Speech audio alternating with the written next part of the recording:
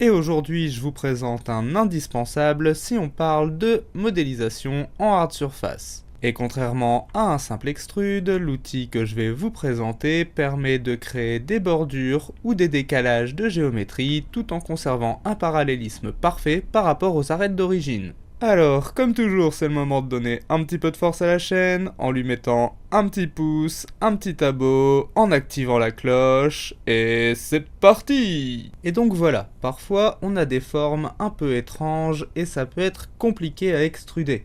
Par exemple, ici, si je fais une extrusion sur les arêtes que j'ai sélectionnées, ES, on constate que ça a fonctionné, mais que les arêtes ne sont pas droites. Ici, on a eu des petits problèmes de parallélisme, ça s'est étiré. Et afin d'éviter ça, on va pouvoir utiliser un outil particulier. Pour utiliser cet outil, il va falloir s'assurer d'installer un add-on natif de Blender. On va donc se rendre tout de suite dans le menu Edit, Préférences. On va dans Système pour s'assurer d'avoir activé la case Holo Online Access. Puis on va dans Get Extension. Ici, on va venir simplement taper Mesh et on va installer l'add-on Edit Mesh Tools.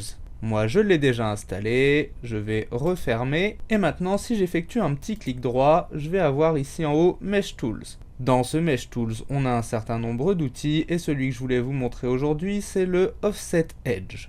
Je vais cliquer dessus et comme on peut le voir, ça a créé des edges ici qui se sont extrudés par rapport à nos edges d'origine. On va pouvoir gérer l'influence de la force ici. Dans le petit menu déroulant ici, on a Offset qui permet donc d'avoir un offset de nos arêtes, mais on a aussi Extrude qui va nous permettre donc d'extruder directement les arêtes, et le Move qui va simplement déplacer les arêtes sélectionnées sans créer de nouvelles faces. Je vais revenir en Extrude. Et ici, on voit qu'on est réglé sur angle et qu'à partir de là, on peut gérer l'angle exact que l'on veut obtenir. Mais on va également pouvoir sélectionner des angles prédéfinis. Est-ce que je veux que ce soit à 45 degrés, à 15 degrés, à 90 degrés? C'est au choix. On va également pouvoir utiliser la fonction Depth, la fonction de profondeur. Et on va donc pouvoir gérer ici la profondeur de notre extrusion. Ensuite, là, je vous ai montré qu'on pouvait extruder à l'extérieur, mais si on revient ici en positif, on va pouvoir aussi extruder à l'intérieur.